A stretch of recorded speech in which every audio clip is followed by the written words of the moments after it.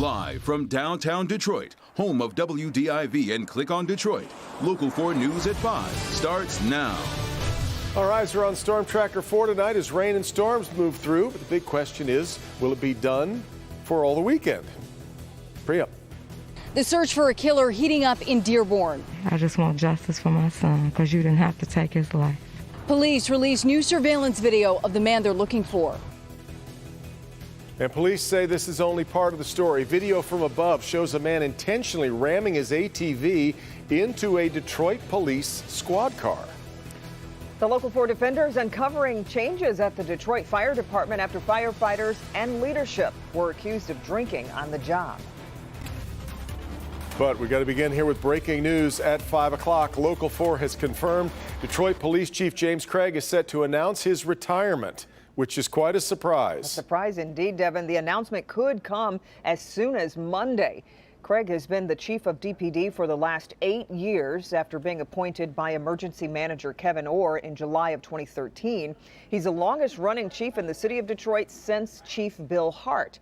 Several news sources are reporting Craig could run against Governor Gretchen Whitmer as the Republican challenger for governor.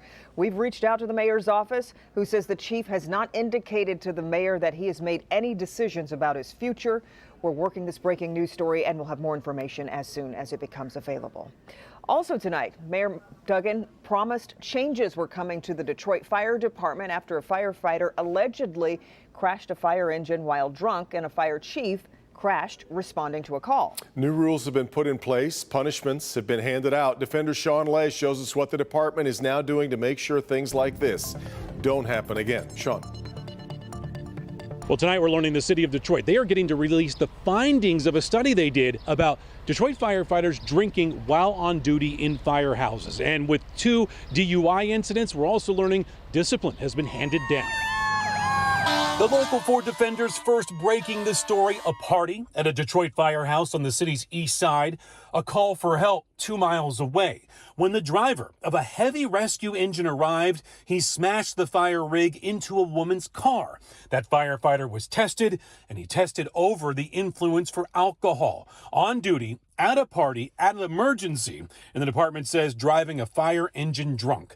1 week later, this horrific scene in Midtown, an overnight chief crashing a fire department SUV off the road and into a fence, that SUV dangling over the freeway. The department says he too was driving drunk. Tonight, the defenders have learned what's happened since those 2 incidents. Sources say the chief, who was at the retirement party on the east side, was questioned about how much alcohol he was allegedly drinking, how much drinking did he see at that firehouse party, and the chief failed to shut the party down. Sources tell us he has been suspended for 1 week. The night chief, who almost crashed onto the lodge, has since retired. Next, a directive coming from Detroit Fire that no parties of any kind can be held at fire department station houses or department property ever again. Fire Commissioner Eric Jones calls the study of drinking within the Detroit Fire Department an environmental survey. The city says that should be released in the next couple of days. Sean Late, Local 4. All right, Sean, important to point out both DFD members who the department says were driving drunk have not yet been charged. As prosecutor's office says, both cases remain under investigation. Our other top story here at 5. Dearborn police have identified a suspect in the deadly shooting that happened outside a club. Police have identified 31-year-old Dante Cox in connection to the shooting Tuesday outside of the Pantheon Club on Michigan Avenue. Let's get to Priya Mann. She's live tonight. Priya, so what do police know about this guy? Well, Kim, Devin, police say Cox has gone by several aliases, has a long record, and has gone by the street name Tay. They also say he has several distinct tattoos that friends would recognize, and now the U.S. Marshals have joined the search for this alleged killer. I'm beyond anger. I'm numb. The family of 24-year-old Arthur Brown says a senseless shooting cost them their only son. He was my twin almost. I overloved him. So it hurts. On Tuesday evening, Brown was shot several times and died following a fight at the Pantheon Club in Dearborn. And I stand here on his strength because I know he would be saying, "Mama, get him." Dearborn police released surveillance video of the man they're looking for, 31-year-old Dante Orlando Cox. For Mr. Cox, the world has gotten a whole lot smaller today because of his violent act. Chief Haddad says the suspect left in a blue Chevrolet Impala. U.S. Marshals are now assisting in the search for the alleged killer. We will exhaust every resource available to us to find this suspect, so we will stop at nothing to bring him to justice. This is not the first police investigation involving the Pantheon Club. The owner is offering $20,000 for information that leads to an arrest. Because he committed this crime.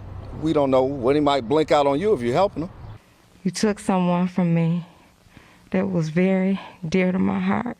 Dante, you know what you did. Just surrender. You didn't have to take his life. Turn yourself in. And his heartbroken family is also pleading for anyone with information to come forward. The U.S. Marshals and Crime Stoppers now offering a $5,000 reward. Of course, you can make an anonymous call to Crime Stoppers. Reporting live tonight at Dearborn Police Headquarters, I'm Priya Mann, Local 4. Okay, Priya.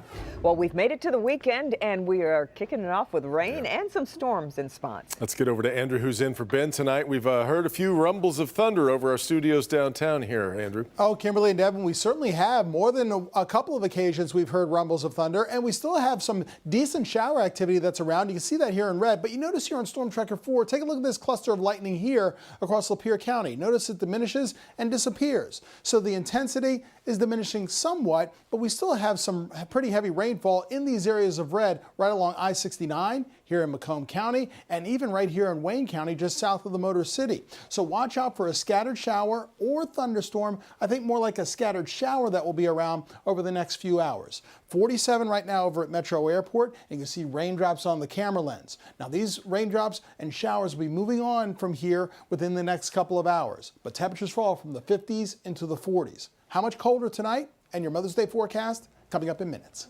Okay, Andrew.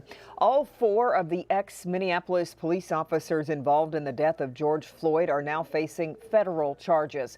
The 3-count indictment alleges the officers violated Floyd's constitutional rights as he was restrained face down on the pavement, gasping for air. Derek Chauvin was convicted last month on state charges of murder and manslaughter. The other 3 former officers face a state trial coming up in August.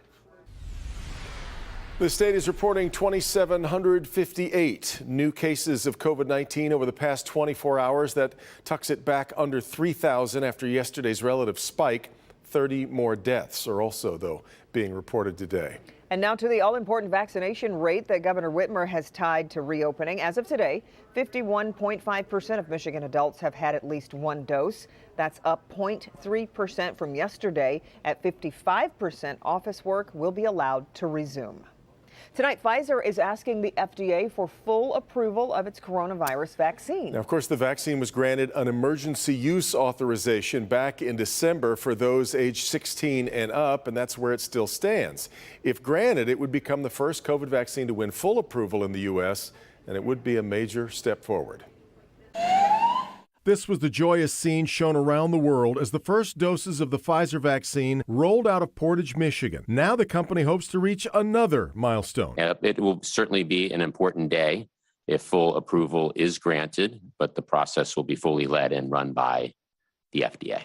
Pfizer and partner BioNTech have now submitted 6 months of data on their vaccine safety and efficacy. Over the coming weeks, they'll submit additional information on manufacturing processes and facilities. The complete FDA priority review is expected to take months, but a full approval would allow Pfizer to market the vaccine directly to the public and make it easier for companies, government agencies, and schools to mandate the vaccine. It would also likely boost confidence in the vaccine's safety. The approval application only covers those 16 years of age and up, as more months of follow-up are still needed in the adolescent trials. Pfizer has requested a separate expansion of its emergency use authorization to include children ages 12 to 15. If that's granted, the White House is ready. We already have in place the operational and public education plan to immediately hit the ground running.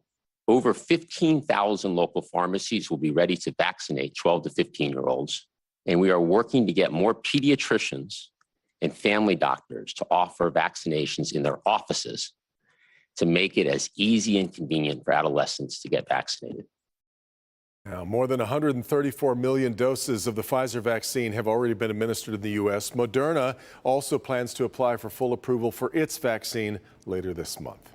All right, now to Governor Whitmer and new developments into her controversial trip to Florida, specifically her alleged flight on a private jet to get there and back. The big question now is who paid for it and the ethical questions that follow. Rod Maloney joins us now. Rod, the governor has pretty much refused to talk about this, citing security concerns. Right, and she's standing by her statements of yesterday on that very subject, but we wanted to discuss the ethical questions surrounding this, and so for that we went to University of Detroit Mercy governmental ethics professor Larry Dubin.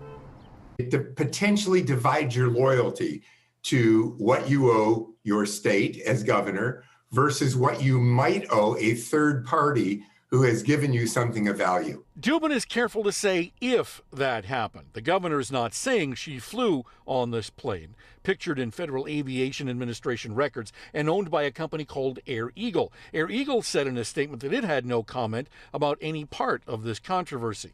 Now, Local 4 News checked the plane's ownership, and it comes up under the address of Detroit company PVC Chemicals, whose chairman is well-known Detroit businessman Jim Nicholson.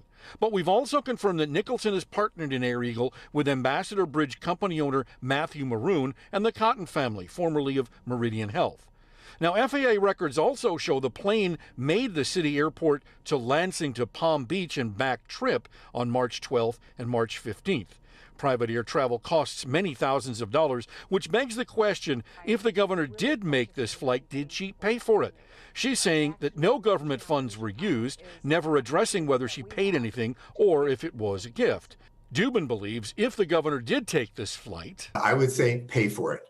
Pay for it fair value, and that way there can be no argument that you owe that third party any loyalty that could conflict with the loyalty that you owe the state.